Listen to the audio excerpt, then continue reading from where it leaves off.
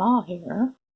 I'm going to read you a story called Three Scoops and a Fig, written by Sarah Locks Atkin, illustrated by Susan Kathleen Hartung.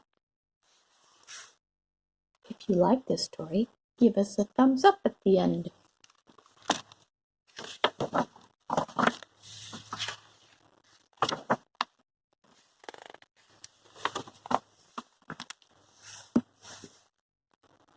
Scrumptious smells tickled Sophia's nose, stirring her from sleep. "Figaro, do I smell spaghetti sauce?" Her little cat wiggled his whiskers. "Everyone must be cooking already," Sophia said. "I want to make something special for Nano and Nana, too." She threw on her favorite dress and ran downstairs to the kitchen of her family's restaurant. Figaro followed at her heels. Papa was chopping garlic on a big butcher block.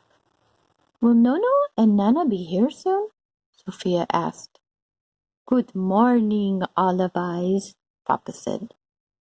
"Your grandparents should arrive before the fig tree opens for dinner." "Nona says kings would trade their crowns for a spoonful of your sauce, Papa," Sophia said. "I'll help you make it." She pushed a button on the blender.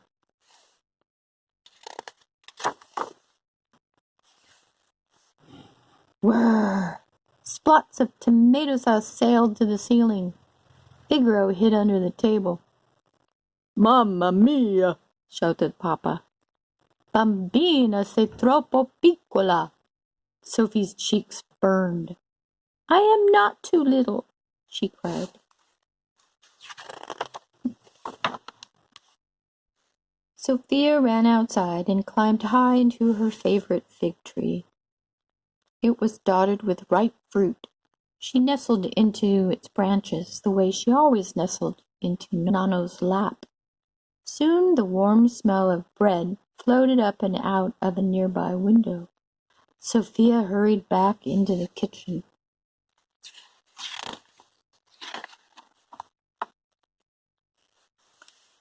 Mama was putting a pan of breadsticks in the oven. "Nona says that queens could curtsy for a bite of your bread, Mama," Sophia said. "I'll help you make it." "You can measure yeast into that bowl on the counter," Mama said.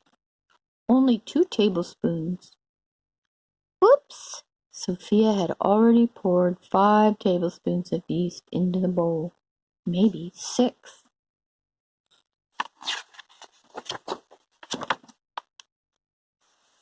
Sophia and Figaro played under the table.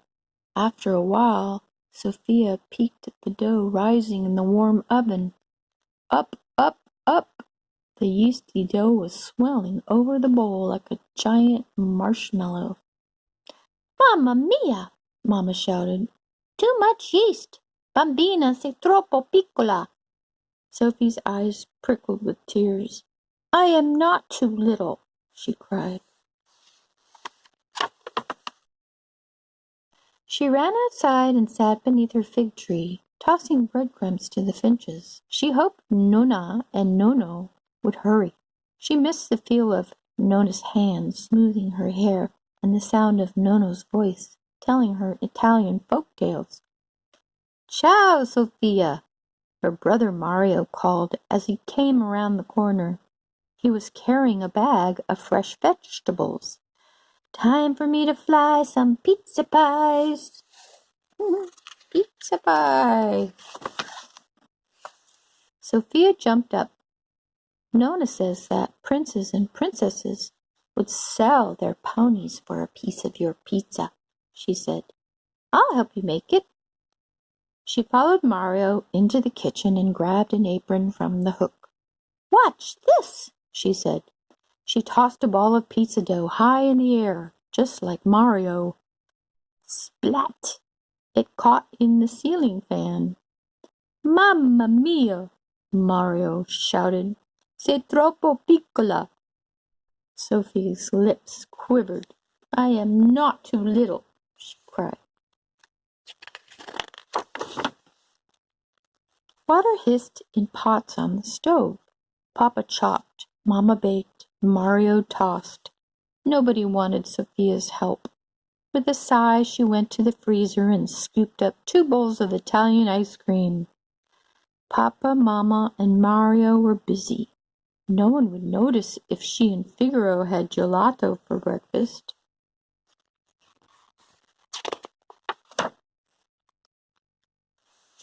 Sofia took the bowls outside.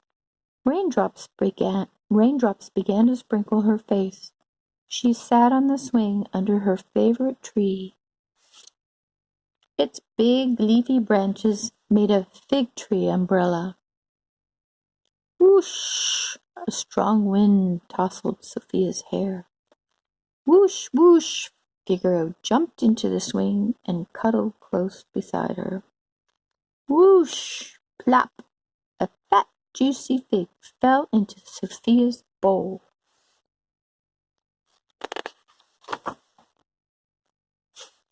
Sofia picked up the gelato-covered fig and licked it like an ice cream cone. "Mamma mia!" she shouted. "This is delicious!" Figaro thought so too.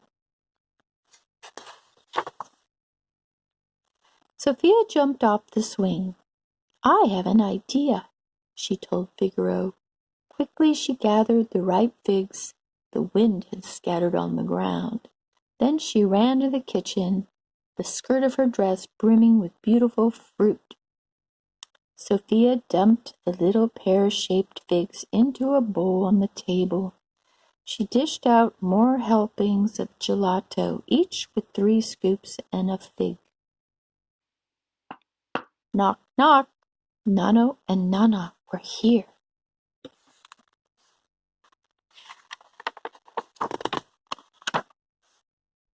"Ciao, Bella," Nonna said. "Ciao, Bella," Nonna said, giving Sofia a hug. "Look at the lovely figs you found." "Come and try my specialty," Sofia said. "There's enough for everyone." "Fantastico," said Papa, taking a bite. "Sofia, you've created a delicious dessert for our menu. Sofia's fig tree sundae." "Squisito," said Mama. 3 scoops for 3 generations of our family." "And a fig for Figaro," Mario added. "Brava, piccolina," said Nano. "Good job." Nonna licked her spoon. "Angels would sing for one of your fig tree sundaes," said Sofia.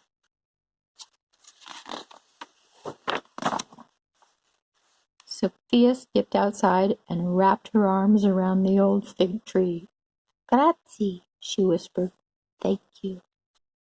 The end. Thanks for watching, friends.